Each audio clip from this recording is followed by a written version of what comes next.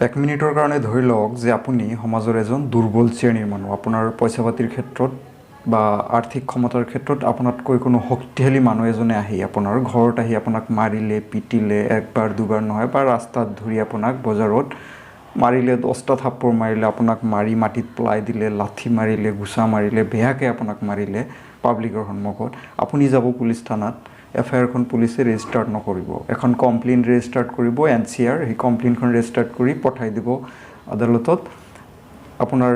আপোনাক মাৰা সেই শক্তিশালী মানুহজনক পুলিচে এৰেষ্ট নকৰে।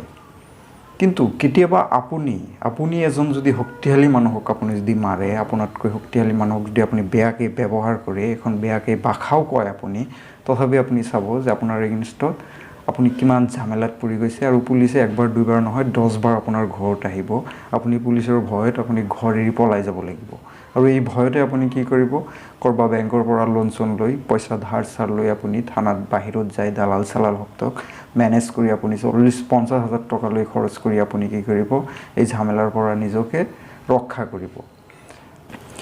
আৰু তেতিয়া আপুনি এখন জ্ঞান বিলাই ফুৰিব গোটেই সমাজলৈ যে আইনটো ধনী মানুহৰ কাৰণে হয়, আইনটো গৰীব মানুহৰ কাৰণে নহয়। আপুনি যুক্তিও দিব, কিয়নো এজন ধনী মানুহে মোক মাৰিলে, মই কেছ কৰিলোঁ, তাৰ একো নহ'ল, কিন্তু মই এজন ধনী মানুহক মাৰিলোঁ, মই ইমান ঝামেলাত পৰিলোঁ, মোৰ 50 হাজাৰ টকা গ'ল। এই যুক্তি আপুনি গোটেই সমাজলৈ বিয়পাই ফুৰিব আৰু ক'ব যে আইন অন্ধ, আইন ধনী মানুহৰ কাৰণে। লেট মি ক্লিয়াৰ, এই যে আপোনাক এজন ধনী মানুহে মাৰিলে, পুলিচে একশ্যন নল'লে, তাৰ কাৰণটো মই এক্সপ্লেইন কৰি দি আছোঁ। তাৰ কাৰণটো হ'ল, এইটো কেছটো হ'ল নন কগনাইজেবল কেছ। এতিয়া নন কগনাইজেবল কেছটো কি হ'ল, মই ভিডিঅ'ত চব এক্সপ্লেইন কৰি দিওঁ, মই ইয়াৰ আগতো যিমানকেইটা ভিডিঅ' বনাইছোঁ মই ভালকৈ এক্সপ্লেইন কৰি দিছোঁ। প্ৰব্লেমটো আপোনালোকে চোৱা নাই কমপ্লিট।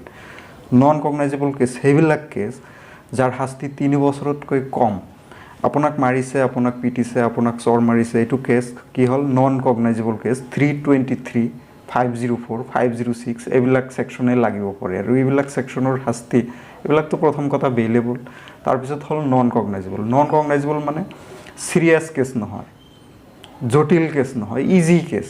আদালতৰ দৃষ্টিত এইবিলাক ইজি কেছ। ইজি কেছ এটাত কি হ'ব, সেই মানুহজনক, সেই শক্তিশালী ধনী মানুহজনক পুলিচে এইকাৰণেই একশ্যন লোৱা নাই, কাৰণ পুলিচে জানে যে এইটোত যদি আমি সেই মানুহজনক, যিজনে আপোনাক মাৰিছিল, তাৰ ওচৰত যাই তাক এৰেষ্ট কৰিব বিচাৰোঁ, তাক এৰেষ্ট কৰিব খোজোঁ, সি আমাৰ এগেইনষ্টতহে একশ্যন ল'ব, কাৰণ এইবিলাক কেছত পুলিচে তাক এৰেষ্ট কৰিবই নোৱাৰে। গতিকে সেইকাৰণে পুলিচ তাৰ ওচৰত যোৱা নাই, কাৰণ পুলিচে জানে যে সি কেছৰ বিষয়ে অলপ জ্ঞান ৰাখে, সেইকাৰণে পুলিচে তাক ডিষ্টাৰ্বো কৰা নাই। কিন্তু আপুনি যে মাৰিলে, আপুনি যেন শক্তিশালী মানুহক মাৰিলে, এজন ধনী মানুহক মাৰিলে, তেতিয়া পুলিচে কি কৰিব, আপুনিতো নাজানে এই কেছবিলাকৰ বিষয়ে, তেতিয়া পুলিচে আপোনাৰ ওচৰত আহিব, পুলিচে আপোনাক মাতিব থানাত, কাৰণ পুলিচে জানে যে আপুনি অন্ধ, আপুনি একো নাজানে আইনৰ বিষয়ে, আপোনাক যি ক'ব আপুনি তাকে বিশ্বাস কৰিব। আপোনাক এক ধমকি দিয়াৰ লগে লগে আপোনাৰ পকেটৰ পৰা 20-50 হাজাৰ ওলাই যাব। সেইকাৰণে পুলিচে কি কৰিব, আপোনাক ধমকি দিব। কিন্তু যেতিয়া পুলিচে এইখিনি কথা গম পাব যে আপুনিও কিছু আইন গম পায়, আৰু এইটো কেছত যে পুলিচে আপোনাৰ এগেইনষ্টত একো একশ্যন ল'ব নোৱাৰে, আপোনাক এৰেষ্টটো দূৰৰ কথা, পুলিচে কিছুমান ক্ষেত্ৰত পুলিচে কি কৰিব, ইনভেষ্টিগেশ্যনেই কৰিব নোৱাৰে কিছুমান NCR কেছত, জাষ্ট কমপ্লেইন ৰেজিষ্টাৰ কৰি ফৰৱাৰ্ড কৰি পঠাই দিব লাগে মেজিষ্ট্ৰেটত। গতিকে এই যে ডিছক্ৰিমিনেশ্যনখিনি হ'ল ধনী মানুহৰ ক্ষেত্ৰত এটা, গৰীব মানুহৰ ক্ষেত্ৰত এটা, আচলতে এই ডিছক্ৰিমিনেশ্যনটোৰ কাৰণে দায়ী কোন? দায়ী কিন্তু আপুনি, কাৰণ সেই শক্তিশালী মানুহজনে নিজৰ আইনৰ অধিকাৰৰ কথাখিনি সি জানে, সেইকাৰণে সি পুলিচৰ ঝামেলাত পৰা নাই। আপুনি আইনৰ অধিকাৰৰ কথাখিনি নাজানে, সেইকাৰণে আপুনি কি কৰিলে, পুলিচৰ ঝামেলাত আপুনি পৰিলে। গতিকে এই যে মই যে ভিডিঅ'বিলাক বনাওঁ, মোৰ কি দৰকাৰ, পুলিচে কি এইবিলাক কেছত, যিবিলাক কেছ থানাৰ বাহিৰত, আপোনাৰ থানাৰ বাহিৰত হৈ থাকে প্ৰত্যেক দিনে, চাব আপুনি 10টা কেছ যদি হৈ আছে, তাৰ 9টা কেছে এনেকুৱা যে দাবী ধমকি, মাৰপিট, অমুক তমুক, বেয়া ভাষা, গালি গালাজ, অমুক গালি গালাজ দিছে, এইবিলাক লৈ কেছ এফআইআৰ কৰি আছে মানুহে। মাত্ৰ 10টা কেছৰ 1টা কেছে কি হয়, অলপ গুৰুতৰ কেছ, সেইটোতহে কেৱল এফআইআৰ ৰেজিষ্টাৰ হ'ব লাগে, বাকীবিলাক NCR, জাষ্ট এখন কমপ্লেইনহে হ'ব পাৰে, পুলিচে এইবিলাকত এৰেষ্টো কৰিব নোৱাৰে। কিন্তু সেইবিলাক কেছতো যিবিলাক হৈ আছে থানাৰ বাহিৰত, আপোনালোকে চাব একদিন ভেৰিফাই কৰি, সেইবিলাক কেছতে পাৰ্টি আহি কি কৰি আছে, 20-30 হাজাৰ টকা দি কি থানাৰ বাহিৰৰ মেনেজ টেনেজ হৈ তেওঁলোক ঘৰত যাই আছে। কিন্তু মই ভিডিঅ'বিলাক বনাওঁ কিয় বনাওঁ যে আপোনালোকে অলপ সজাগ হওক, আপোনালোকে নিজৰ অধিকাৰৰ কথাখিনি জানক।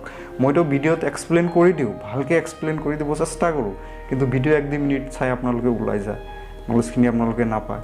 তো ভিডিঅ' চালেও কি হয়, আপোনালোকে ভিডিঅ'খন সমাজলৈ ভালকৈ শ্বেয়াৰ নকৰে।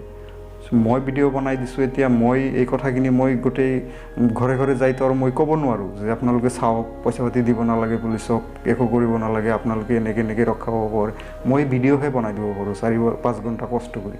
এইটো ছ'চাইটিলৈ পहुচাই দিয়াটো আপোনালোকৰ দায়িত্ব, সেইখিনিও আপোনালোকে নকৰে। চ' ভিডিঅ'খন কেনে লাগিল জনাবলৈ নাপাহৰিব, ভাল লাগিলে লাইক কৰিব, শ্বেয়াৰ কৰিব। Thank U.